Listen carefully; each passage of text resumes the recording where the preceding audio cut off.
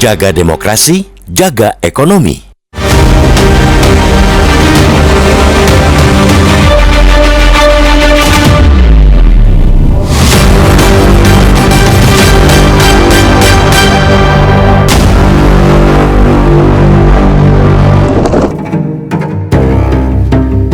Setelah aksi demonstrasi bergelombang yang berujung anarkistis pada akhir pekan lalu, situasi di sejumlah wilayah Indonesia kini sudah mulai kondusif.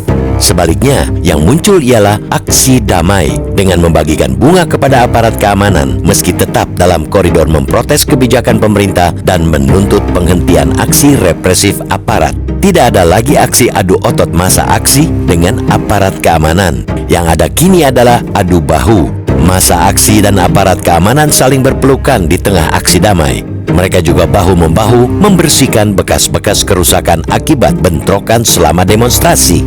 Tentu kita semua berharap situasi kondusif ini terus berlanjut dan terus dijaga. Kita ingin suasana itu tidak dinodai dan dirusak kembali dengan lontaran kata yang menyakitkan dan memicu amarah. Sebab bila kekacauan kembali terjadi, ongkosnya terlalu mahal buat bangsa ini. Kementerian Pekerjaan Umum menghitung total kerugian akibat aksi unjuk rasa di berbagai daerah di Indonesia diperkirakan mencapai hampir 900 miliar rupiah dengan jumlah tertinggi di wilayah Jawa Timur. Jika boleh memilih uang sebesar itu, akan lebih baik jika digunakan untuk membangun atau hal yang lebih bermanfaat lainnya. Namun yang sudah terjadi, biarlah berlalu. Dari sisi politik, langkah sejumlah parpol menonaktifkan anggota DPR yang memicu masalah patut juga diapresiasi. Ini bisa menjadi pelajaran bagi anggota DPR dan para pejabat lainnya untuk lebih bijak dalam bertindak dan bertutur kata. Mengutip Petuah Ali bin Abi Thalib, anggota DPR dan para pejabat pemerintah mesti pandai berpuasa lidah, yaitu pengendalian diri dari ucapan menyakitkan, fitnah, dan negatif, serta penggunaan kata-kata secara bijak, jujur, dan sopan untuk menciptakan harmoni. Mereka juga harus belajar meredam emosi. Kemarahan rakyat harus disikapi dengan bijak, bukan dengan emosi sehingga melontarkan kata-kata yang menyakitkan rakyat.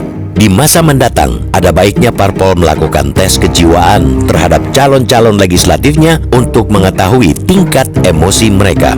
Situasi kondusif dan suasana politik yang tenang ini perlu dipertahankan agar pertumbuhan ekonomi juga dapat terjaga. Ini penting untuk menciptakan ketenangan bagi investor dan mencegah mereka kabur dari Indonesia. Kita tentu tidak ingin kejadian ketika pasar saham mencatat net sell asing secara besar-besaran hingga mencapai 2,2 triliun rupiah pada Senin 1 September lalu kembali terulang. Situasi kondusif dan suasana politik yang tenang ini juga menjadi modal penting untuk mengejar pertumbuhan ekonomi 5,3% seperti yang menjadi target pemerintah. Pun penting untuk menjaga defisit APBN tetap di bawah 3% dari produk domestik bruto atau PDB. Seiring terciptanya situasi kondusif, sudah saatnya kita semua kembali bekerja dan mengusahakan perbaikan ke depan untuk Indonesia dan menyongsong Indonesia Emas 2045. Jangan terus larut dalam kecemasan, meski tetap harus waspada akan berbagai kemungkinan. Pemerintah harus kembali merebut kepercayaan rakyat dan dunia usaha. Jangan biarkan ekonomi kita terus-terusan diguncang dengan berbagai persoalan. Demikian pula dengan demokrasi kita, mesti dijaga betul, jangan sampai dikoyak, dirusak oleh kepentingan yang mengatasnamakan rakyat, tapi sebetulnya hanya untuk memenuhi ambisi pribadi atau kelompok.